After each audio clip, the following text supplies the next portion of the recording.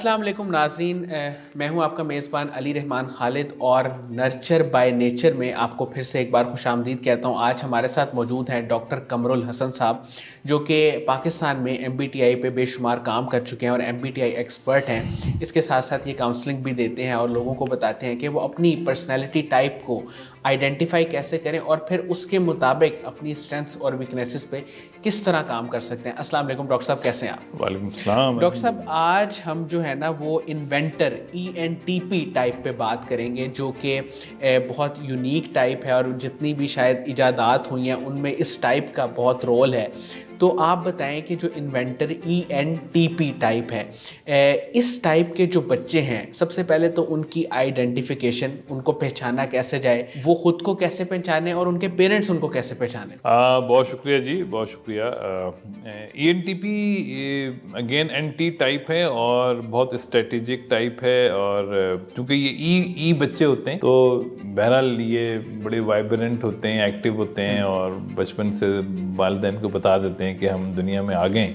लेकिन चूंकि NT हैं तो ये they are very serious kids, they are not like always smiling. हर आदमी से ये जल्दी से खुश होना, हर एक को हंस के जवाब देना, not like that. They are very serious people, very analytical. और पेरेंट्स समझ जाते हैं, अगर पेरेंट्स पहचानना चाहें तो वो समझ जाएंगे कि ये T हैं। But they are very playful. P बच्चे हैं, P बच्चे सारे वो अमूमन हर काम को एक वाइब्रेंट अंदाज में, एक इंजॉइंग फेज में करना चाहते हैं। दे आर नॉट लाइक कि पहले खेल होगा या पहले पढ़ाई होगी, वो हर चीज़ को साथ साथ।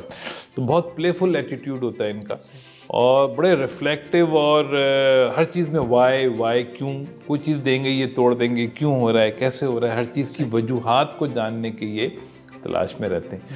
तो इससे वालिदैन को अंदाज़ा हो जाता है कि ये ENTP बच्चा है। एक्सट्रोवर्टेड इंट्यूजन, पॉसिबिलिटीज़, और जो इनका सेकंड फंक्शन है extroverted intuition and introverted thinking.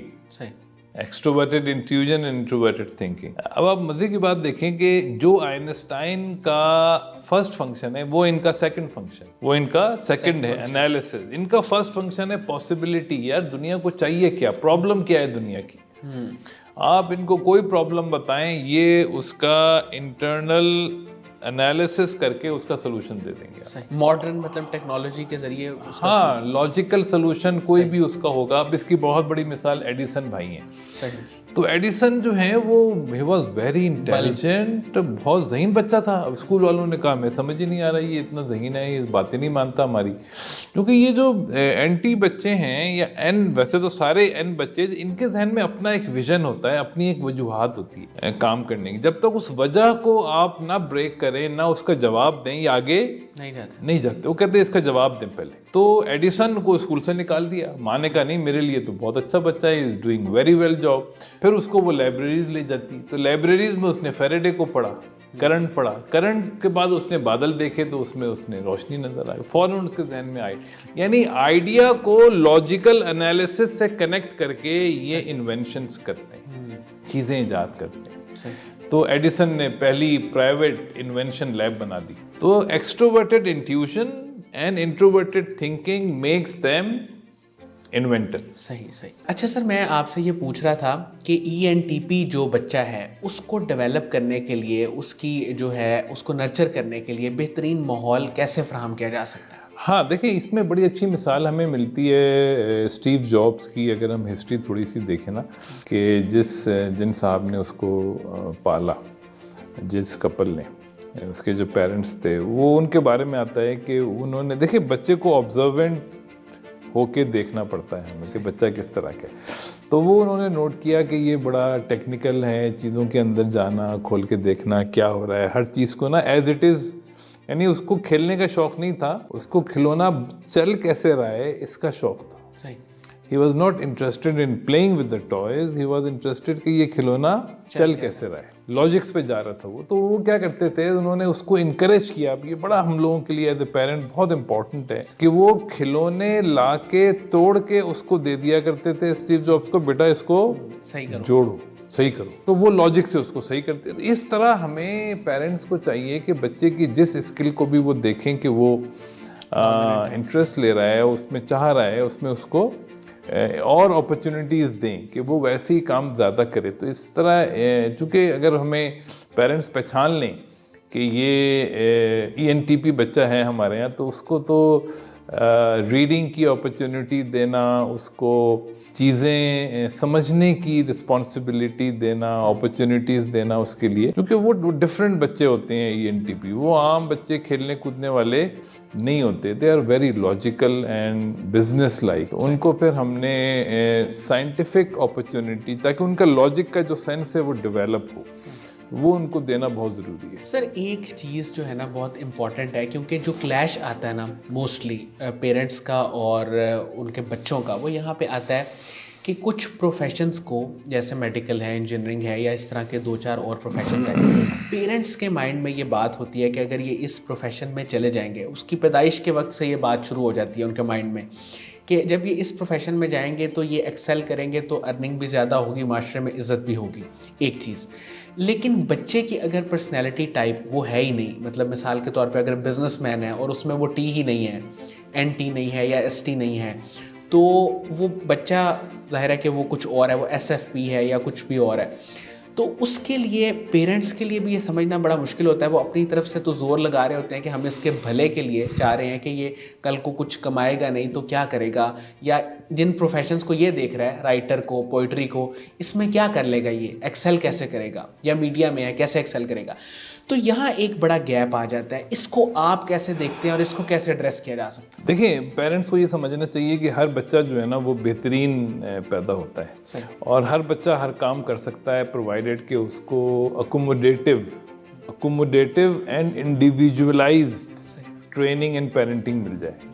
Accommodative और इंडिविजुअलाइज्ड, ये दो वर्ड बहुत इंपॉर्टेंट है। अगर ये किसी भी बच्चे को आप दे देते हैं तो कोई भी बच्चा कोई भी काम कर सकता है। पहली बात, हाँ कर सकता है। ये कहना कि ये बच्चा डॉक्टर बन सकता है, ये बच्चा डॉक्टर नहीं बन सकता है, ये बिल्कुल भी मुनासिब टाइप के लिहाज से हम ये नहीं कह सकते हैं, क्योंकि बहुत टाइप में 100 से ज़्यादा स्पेशलिटीज़ हैं। तो आप इधर नहीं जाओगे, इधर चले जाएंगे, आप सर्जरी में नहीं जाएंगे, आप मेडिसिन में चले जाएंगे। लोग डॉक्टर बन के बिजनेस कर रहे हैं, डॉक्टरी भी कर रहे हैं, बिजनेस भी कर रहे हैं। तो आई मीन दुनिया बड़ी करीब आ गई है, प्रोफेशंस बड़े इंटीग्रेट हो गए और डिसिप्लिन बहुत मर्ज हो गए, और मल्टीपल डिसिप्लिन बहुत अप्रिशिएट किया जा रहा है स्पीड ऑफ इनोवेशंस के लिए दुनिया भर में। तो अब ये बातें तकरीबन इररेलेवेंट हैं। अगर माँ बाप कह रहे हैं आप डॉक्टर बन जाएं, उसके बाद इंजीनियर भी बन, कई बच्चे जो हैं वो 2-2 3-3 चीज़ों में जा रहे होते हैं। तो ये कि फिक्स करना तो सही नहीं है, लेकिन बच्चा जब ग्रो हो रहा होता है तो उसका इंटरेस्ट डेवलप हो रहा होता है, उसके जो एक्सपीरियंसेस हैं वो डेवलप हो रहे होते हैं, उसकी लाइक्स एंड डिसलाइक डेवलप हो रही होती हैं। तो अगर एक डॉक्टर बच्चे को इंटरेस्ट नहीं है जिस सब्जेक्ट में, यहाँ टाइप से एक कदम हम आगे बढ़ते हैं, इंटरेस्ट भी देखते हैं। बच्चे को अगर डॉक्टर बन तो सकता है, लेकिन उसको इंटरेस्ट नहीं है उस लाइफ स्टाइल में या उस शोबे में, तो उसको पुश नहीं करना चाहिए, क्योंकि लाइफ स्टाइल काफ़ी हद तक टाइप से रिलेट करता है। अगर एक डॉक्टर का लाइफ स्टाइल सूट नहीं करता, एक बच्चे को कहता है मुझे ऐसी ज़िंदगी नहीं गुजारनी, तो उसको पुश नहीं करना चाहिए। लाइफ स्टाइल और इंटरेस्ट, ये दो ज़्यादा इम्पॉर्टेंट चीज़ें हैं। टाइप भी अगर आप देख लेते हैं तो बहुत अच्छा है। जैसे कुछ टाइप कुछ कैरियर को बहुत ज़्यादा फोकस करती हैं, वहाँ आपको जैसे ENTP होना आपको बिजनेस के लिए बहुत सूट करता है। टेक एंटरप्रेन्योर ज़्यादातर अक्सर औकात वो ENTP हैं, उनको बहुत जल्दी चीज़ें समझ आ जाती हैं, वो चीज़ें बना लेते हैं। तो उनको पहले वो शोबे ट्राई करने चाहिए जो उनकी टाइप से रिलेटेड हैं, उसमें आपको बहुत एडवांटेज मिल जाता है। तो type is a advantage, not a limitation. Sir ENTP के ब्लाइंड एरियाज वो कौन कौन से हैं? देखिए, जो हमारे अपोजिट प्रेफरेंसेस हैं और जो नीचे के फंक्शन, देखिए 8 फंक्शन जैसे मैंने पहले भी अर्ज किया था कि वो इंसान की शख्सियत में होते हैं, और उनमें से एक हमारा डोमिनेंट होता है, एक ऑक्सिलरी। बकिया 6 जो हैं वो हमारे एक्सेस में बहुत ज़्यादा नहीं होते। थर्ड और फोर्थ तो बिल्कुल ही यानी थोड़ा सा एक्सेस होता है, और बकिया जो 4 हैं वो तो सब कॉन्शियस में होते हैं। तो जो सोशल लाइफ गुजारने के लिए जो ENTP को चैलेंजेस आते हैं, बिजनेस लाइफ गुजारने के लिए उनको T और J चाहिए। T तो आई मीन J उनको चाहिए होगा एक्सट्रोवर्टेड थिंकिंग, कि वो टाइम मैनेजमेंट थोड़ी सी सीख लें, थोड़ी सी गोल सेटिंग सीख लें, प्लानिंग सीख लें। अगर वो मैनेजमेंट में आए, जैसे स्टीव जॉब था, उसने जब कंपनी बनाई तो 30 साल की उम्र में उसकी कंपनी में 4000 आदमी थे। अच्छा। एट द एज ऑफ 30 इस एप्पल में 4000 लोग थे। लेकिन मज़े की बात यह है कि वो चूंकि इन्वेंशन साइड पे था तो उसके सीईओ ने उसी को निकाल दिया। सही सही। Steve job was fired by the CEO he has hired. उस सीईओ को इसी ने, वो अभी भी जिंदा है जिसने इसको निकाला था। तो ये ईएनटीपी इस तरह के लोग होते हैं कि ये बहुत ज़्यादा मैनेजमेंट, कंट्रोल, डायरेक्शन ये पसंद नहीं करते। कहते यार आप लोग काम करो, मैं अपनी लैब में हूँ, मुझे चीज़ें ईजाद करनी है। इनको इंटरनल प्रोसेसिंग के लिए तन्हाई चाहिए होती है ताकि ये नई नई इनोवेशंस कर सकें। तो जब उसको कंपनी से ही निकाल दिया तो वो एकदम परेशान हो गया, वो बीमार भी हो गया, डिप्रेशन में, फिर उसकी शादी हुई, वो लंबी स्टोरी है, फिर उसने कंपनी बनाई, फिर दोबारा आ गया एप्पल में। तो मकसद ये कहने का कि अगर फिर उसने मैनेजमेंट सीखी, उसको अपनी गलती का एहसास हुआ कि उसने अपनी ही कंपनी का कंट्रोल किसी और को दे दिया था, तो बोर्ड ने इसको ही निकाल दिया। तो हम जिस काम को कर रहे हों उसके रोल को समझें कि जब हम सीईओ बन गए हैं तो CEO is all about management, और मैनेजमेंट आप में अगर आप में नहीं है तो वो आपको सीखनी पड़ेगी। तो रोल एक्सीलेंस बहुत ज़रूरी है, और अपने ब्लाइंड एरियाज़ जो आपके रोल से रिलेटेड हैं उनको डेवलप करना ये एसेंशियल है। तो टाइप का ये फ़ायदा है, जब आप बच्चे की टाइप जान लेते हैं तो आपको ब्लाइंड एरियाज़ फ़ौरन समझ आ जाते हैं।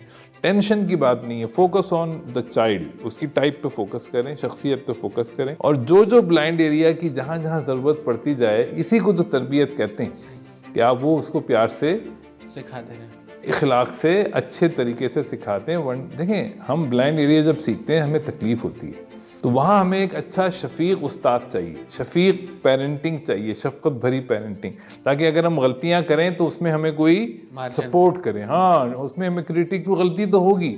एक चीज़ जो मैं अपने टैलेंट की तरफ सीखूंगा वो जल्दी सीख लूँगा, एक चीज़ जो मेरा ब्लाइंड एरिया है उसमें मुझे सीखने में देर लगेगी, तो वहाँ आई नीड सपोर्ट।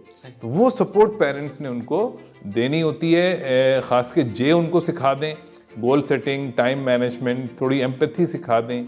एम्पैथी भी बहुत इम्पॉर्टेंट है, वो भी फिर एनटी के लिए कि वो हाँ, एनटी के लिए कि वो फिर रिलेशनशिप में और टीम बिल्डिंग में लोग फिर उनसे दे बिकम सो क्रिटिकल कि फिर लोग उनसे कटने शुरू हो जाते हैं।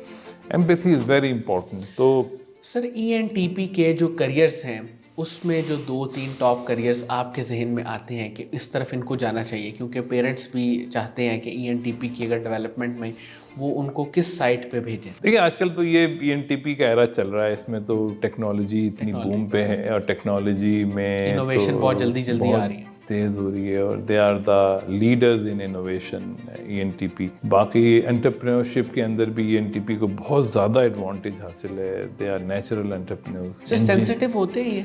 नहीं, दे आर वेरी टफ। एंटी है ना, they are very tough minded, वो बहुत स्ट्रॉन्ग हेडेड लोग होते हैं। और मैं जैसे बताया कि इमोशंस इनका ये अपने लिए भी सख्त होते हैं, they don't allow their emotion to rule their heart और बॉडी। तो वो अगलों को भी इमोशंस बहुत ज़्यादा वो नहीं कर पाते, लेकिन they should practice this so that कि वो अच्छी लीडरशिप कर सकें। उनको सीखना चाहिए एम्पैथी एंड इमोशनल इंटेलिजेंस। बहुत बहुत शुक्रिया डॉक्टर कमर साहब, आपने हमारे लिए वक्त निकाला। नाज़रीन, मुझे उम्मीद है कि ईएनटीपी जो पर्सनैलिटी टाइप है इसके हवाले से आपको बहुत ही वैल्यूएबल इन्फॉर्मेशन मिली होगी, और इसके ज़रिए जितने भी पेरेंट्स हैं वो अपने बच्चों की अच्छी ग्रूमिंग कर सकते हैं। इसके साथ ही इजाज़त दीजिए, दोबारा हाज़िर होंगे एक नई वीडियो के साथ। तब तक के लिए अल्लाह हाफ़िज़।